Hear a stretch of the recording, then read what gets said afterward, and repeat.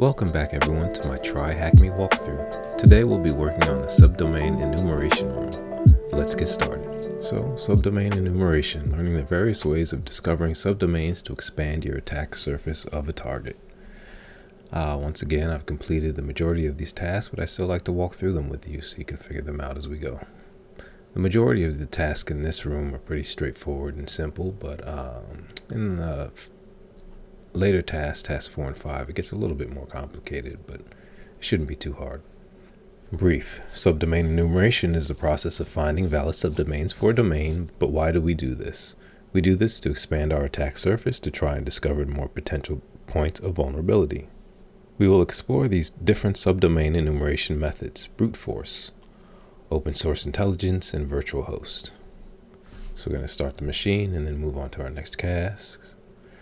What is a subdomain enumeration method beginning with B? And that's brute force, obviously.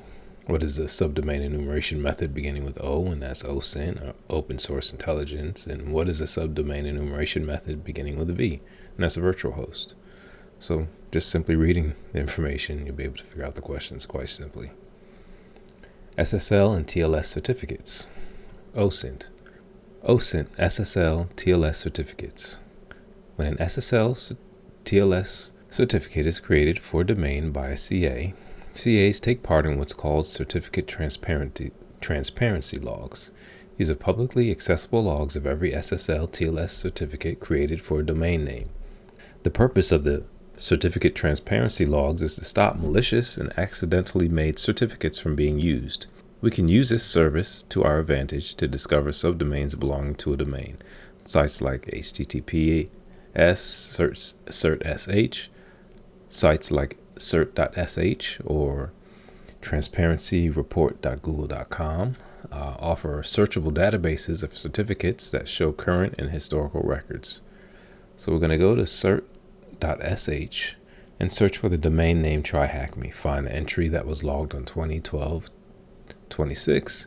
Enter the domain name below to answer the question.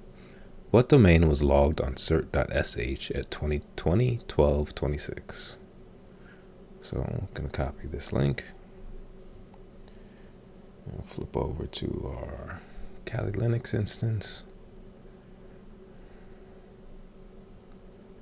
Cert.sh. And we're going to search TryHackMe.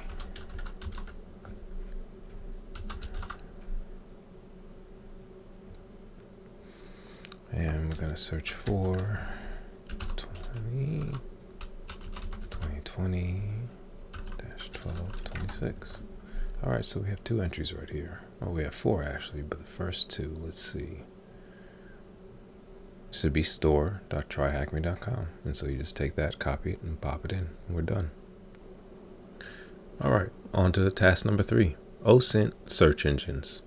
Search engines contain trillions of links to more than 1 billion websites, which can be an excellent resource for finding new subdomains. Using advanced search methods on websites like Google, we can use filters to narrow our search results. And this is an example of a filter that we can use when we're searching on Google. This specific filter contains results leading to the domain name domain.com, but excluding any links to domain.com. Therefore, it shows us only subdomain names belonging to domain.com. So we're going to go to Google, type in this filter, and it should reveal a subdomain for tryhackme.com. What is the TryHackMe subdomain beginning with a B discovered after the above Google search? So I'm going to copy this, go back to my Kali instance,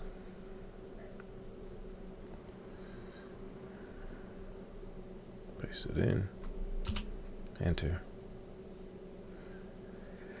And what do we see? We see blog.tryhackme.com and blog.tryhackme.com. So that's our answer. So now we're on task 4, and let's go to DNS Bruteforce. Bruteforce DNS, domain name system enumeration, is a method of trying tens, hundreds, thousands, or even millions of different possible subdomains from a predefined list of commonly used subdomains. Because this method requires many requests, we automate it with tools to make the process quicker. In this instance, we are using a tool called DNS Recon to perform this. Click the View Site button to open a static site, so we'll go ahead and do that. And then we're going to run the DNS Recon request button to start the simulation. The question below is, what is the first subdomain found with the DNS Recon tool? So let's go over here, press the run button, and we'll just wait for it to run through. And what is the first site? api.acme itsupport.thm. And so that's our answer. Let's go on to task 5. Task 5 is Sublister. Automation using Sublister. To speed up the process of open source intelligence subdomain discovery, we can automate the above methods with the help of tools like Sublister. Click the View Website button. Click the View Site button to open up the static site and run the Sublister simulation to discover a new subdomain that will help answer the question below. So while that's up and running, what is the first subdomain discovered by Sublister? So Sublister is always set up in the terminal window. Click the button. First website, web55.acmeitsupport.thm. Copy that answer, and there you go. Task number 6. Virtual host. Some subdomains aren't always hosted in publicly accessible DNS results, such as development versions of a web application or administration portals. Instead, the DNS record could be kept on a private DNS server or recorded on the developer's machine in their etc host file, or in a different location if you're on a Windows computer.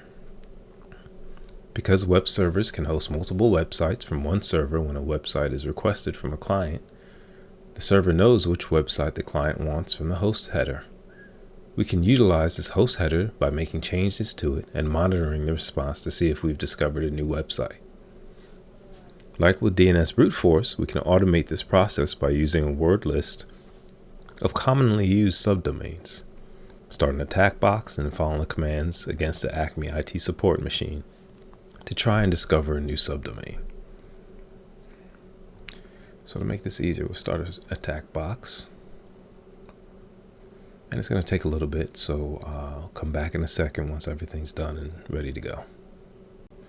Okay, everyone, and we're back. We have the attack box up and running. Open a new terminal. We're going to go ahead and copy this terminal command, foof.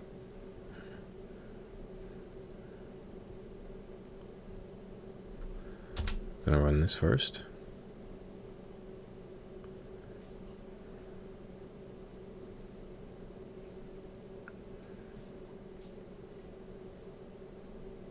The above command uses the W switch to specify the word list we are going to use.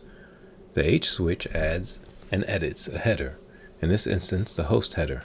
We have the fuzz keyword in the space where a subdomain would normally go, and this is where we will try all the options from the word list. Because the above command will always produce a valid result, we need to filter the output. We can do this by using the page size result with a -FS switch.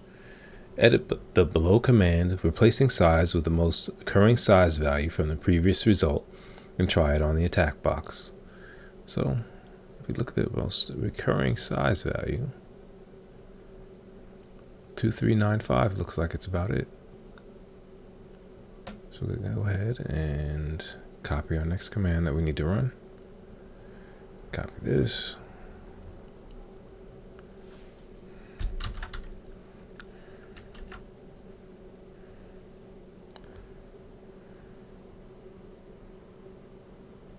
Remember the number 2395. Let's just go ahead and clear this.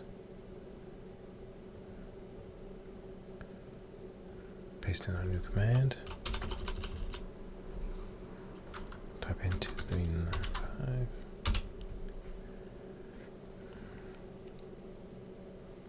This command has a similar syntax to the first part from the FS switch, which tells foof to ignore any results that are of the specified size. The above command should have revealed 2 positive results that we haven't come across before. What is the first subdomain discovered? Yep, so the first subdomain is Delta, and yep, that's right. I forgot I had the answer there. I was so focused on the terminal window. And the second subdomain discovered should be yellow. Yeah, we see yellow right here. All right, everyone, so we're done with subdomain enumeration. I'll see you in the next task. Keep studying. See you guys later.